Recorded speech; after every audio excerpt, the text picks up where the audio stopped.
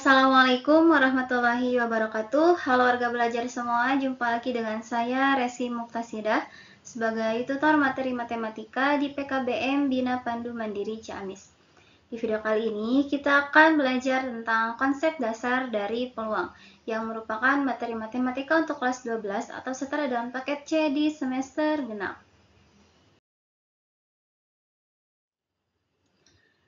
Dalam memahami konsep dasar peluang, ada beberapa kosakata yang harus warga belajar ketahui. Yang pertama adalah istilah percobaan. Percobaan adalah suatu tindakan atau kegiatan yang dapat diulang dengan keadaan sama untuk memperoleh hasil tertentu. Kemudian ada istilah titik sampel atau sampel ya. Titik sampel adalah hasil yang mungkin terjadi dari suatu percobaan. Kemudian ada istilah ruang sampel, yakni himpunan semua titik sampel yang disimbolkan dengan huruf S kapital. Biasanya disimbolkannya dengan huruf S kapital seperti ini. Kemudian ada istilah kejadian. Kejadian adalah himpunan bagian dari ruang sampel yang biasa disimbolkan dengan huruf K kapital atau biasa juga dengan huruf A kapital.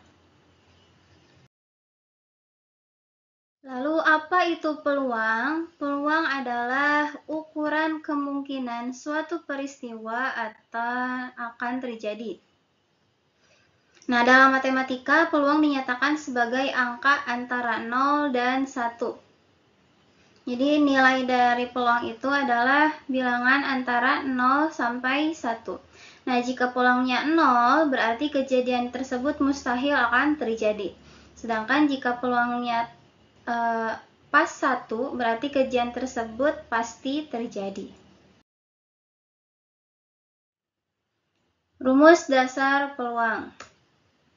Setiap titik sampel anggota ruang sampel S memiliki peluang yang sama. Maka peluang kejadian dari A yang memiliki anggota sebanyak NA dinyatakan sebagai berikut. Ini adalah rumus dasar peluang ya. Dimana peluang dari kejadian A adalah NA per NS. Dengan PA adalah peluang kejadian dari A, NA adalah banyak anggota kejadian A, dan NS adalah banyaknya anggota ruang sampel.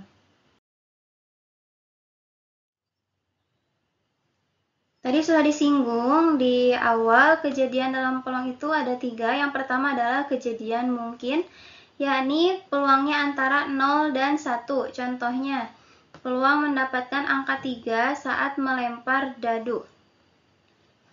Nah, peluang munculnya angka 3 saat melempar sebuah dadu adalah 1/6. Ini disebut dengan kejadian yang mungkin.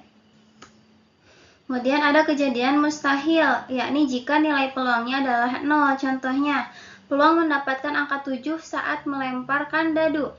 Apakah mungkin terjadi munculnya angka 7 saat melempar dadu? Tentu tidak ya, mata dadu itu hanya ada 6, jadi tidak mungkin akan mendapatkan angka 7. Ada juga kejadian pasti, yakni peluangnya tepat 1. Contohnya, mendapatkan angka 1 sampai 6 saat melemparkan dadu.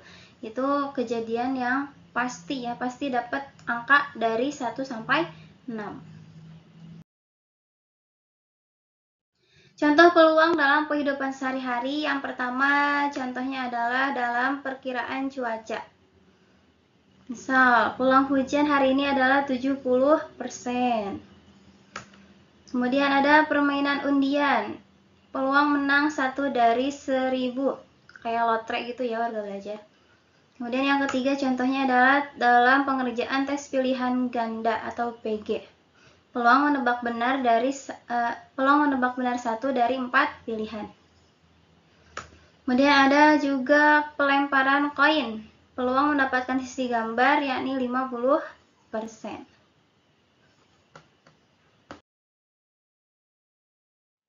Sekarang kita akan mencoba menghitung peluang kejadian sederhana. Contohnya adalah dalam sebuah kotak terdapat 5 bola merah, 3 bola biru, dan 2 hijau. 5 bola merah, 3 bola biru, 2 hijau.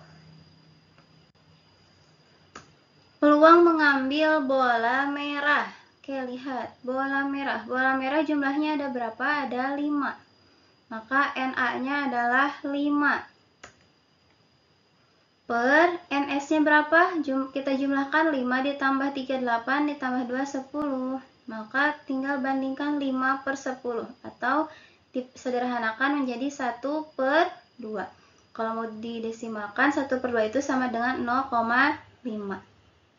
Atau setengah ya. Kemudian kalau peluang mengambil bola bukan hijau. Oke, bukan hijau. Artinya selain hijau, yakni bola merah dan bola biru. Jumlahkan bola merah dan bola biru. Berarti ada berapa? 5 tambah 3, 8. Maka peluang mengambil bola bukan hijau adalah 8 per 10. Disederhanakan, kita bagi 2 menjadi 4 per 5. Atau kalau didesimalkan 0,8. Oke, kita lanjut ke contoh soal peluang pada permasalahan pelemparan dadu. Sebuah dadu bermata 6 dilemparkan. Tentukanlah peluang kejadian munculnya muka dadu bermata bilangan prima. Oke, penyelesaiannya, kita tentukan dulu ruang sampel dari sebuah dadu. Nah, ruang sampel dari sebuah dadu dituliskan S sama dengan 1, 2, 3, 4, 5, 6. Ini adalah mata dadu di setiap sisinya ya warga belajar. Dadu yang seperti ini. Nah, maka NS-nya adalah 6. Dari mana? Ya, dari jumlah ini anggotanya. 1, 2, 3, 4, 5, 6. Dia ada 6 anggota. Anggota dari ruang sampelnya adalah 6. Kejadian munculnya muka dadu bermata bilangan prima. Nah, ini dituliskan kejadian A dari ruang sampel ini yang merupakan bilangan prima yang mana aja warga belajar. Yang termasuk bilangan prima adalah 2, 3, dan 5. Bilangan prima itu bilangan yang hanya bisa dibagi oleh 1 dan dirinya sendiri. Nah, dari bilangan antara 1 sampai 6 yang termasuk bilangan prima adalah bilangan 2, 3, dan 5. Maka NA, ini NA ya, NA sama dengan 3. Jumlah dari anggota A-nya. Ada berapa anggota? Ada 3. Maka NA-nya adalah 3.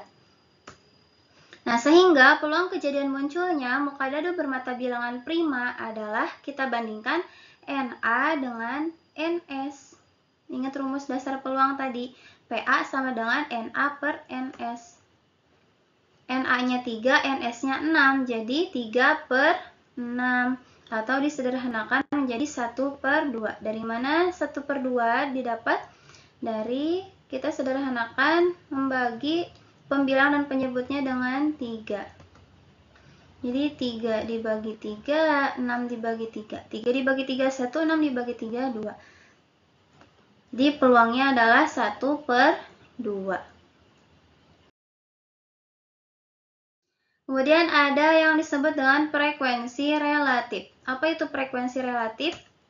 Adalah perbandingan banyaknya kejadian yang diamati dengan banyaknya percobaan. Nah, frekuensi relatif ini bisa dicari dengan menggunakan rumus membandingkan banyak kejadian A dengan banyaknya percobaan. Contoh soal frekuensi relatif. Sekeping logam dilemparkan sebanyak 30 kali. Hasil yang diperoleh muncul sisi gambar sebanyak 13 kali. Tentukan nilai frekuensi relatifnya. Oke, ini dalam hal pelemparan logam ya, uang logam. Penyelesaian. Banyaknya percobaan adalah 30 kali yang ini. Nah, banyaknya kejadian adalah 13 kali yang ini. Hasilnya muncul isi gambar sebanyak 13 kali, maka banyaknya kejadian adalah 13 kali. Sehingga frekuensi relatifnya adalah banyak kejadian A per banyaknya percobaan. Sama dengan 13 per 30. Sudah, tidak bisa diperkecil lagi ya untuk 13 bilangan prima.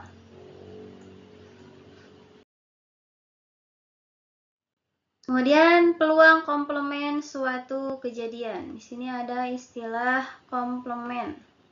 Komplement dalam himpunan adalah yang bukan anggota ya. Sama aja di peluang pun juga. Yang bukan.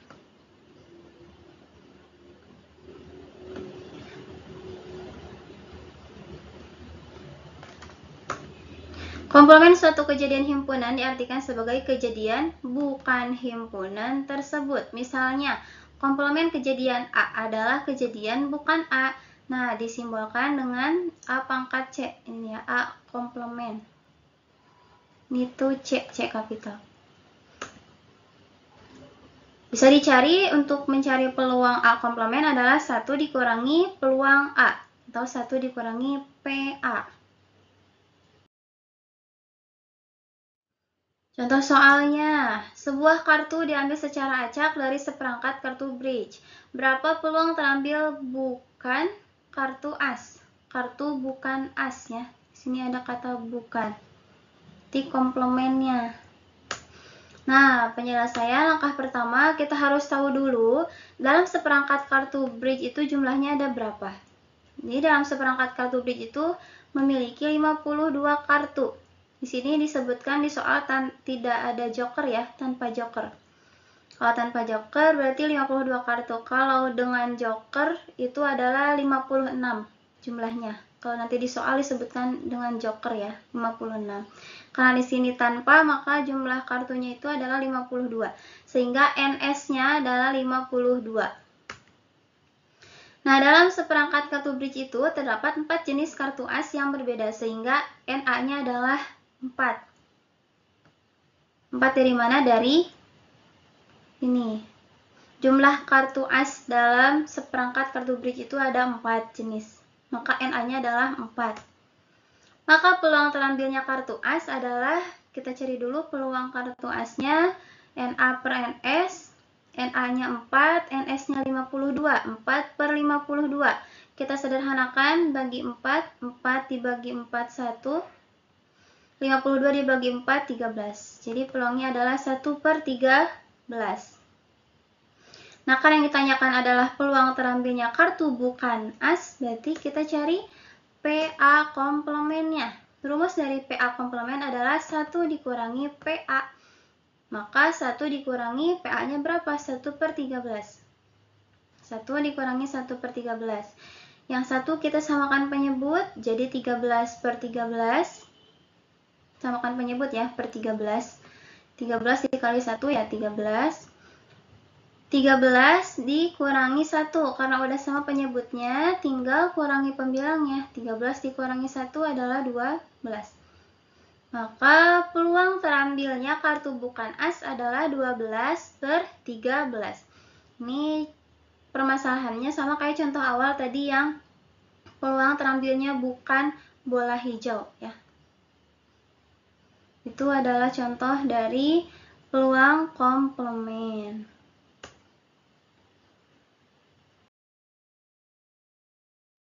Kemudian ada frekuensi harapan. Frekuensi harapan adalah frekuensi kemunculan atau berapa kali muncul satu kejadian tertentu dalam beberapa kali percobaan. Bisa dicari dengan frekuensi harapan kejadian A sama dengan PA dikali N. Dimana N ini adalah jumlah berapa kali percobaannya ya. Oke, kita coba pahami contoh soal frekuensi harapan. Jika sebuah dadu dilemparkan sebanyak 600 kali, berapakah frekuensi harapan munculnya sisi mata dadu 3? Nah, banyaknya ruang sampel untuk sebuah dadu adalah 6 kan ya. NS-nya adalah 6. NS untuk sebuah dadu adalah 6. Itu harus ingat ya warga belajar. Jika nanti soalnya 2 mata dadu, maka tinggal 6 pangkat N sama dengan jika 2 dadu, bukan 2 mata dadu, ada 2 dadu, maka jumlah NS-nya adalah 6 pangkat N, 6 pangkat 2, yakni 36. Karena di sini hanya sebuah, maka NS-nya adalah 6. Kejadian A adalah 3, maka ya NA-nya pun 1 ya, hanya ada 1 anggotanya. Karena kan yang di soal diminta hanya sisi mata dadu 3. Sisi mata dadu 3 ya hanya ada 1. Maka anggota dari kejadiannya adalah 1 atau NA-nya adalah 1. Sehingga PA-nya adalah kita bandingkan NA dengan NS, NA-nya 1 per NS-nya 6. Jadi 1 per 6. Banyaknya percobaan adalah 600 kali, maka N adalah 600. N-nya sama dengan 600. Sehingga frekuensi harapan dari kejadian A adalah PA dikali N. PA-nya 1 per 6 dikalikan dengan 600. 600 tinggal dibagi dengan 6. Hasilnya adalah 100. Jadi, frekuensi harapan munculnya sisi mata dadu 3 pada 600 kali percobaan adalah 100 kali.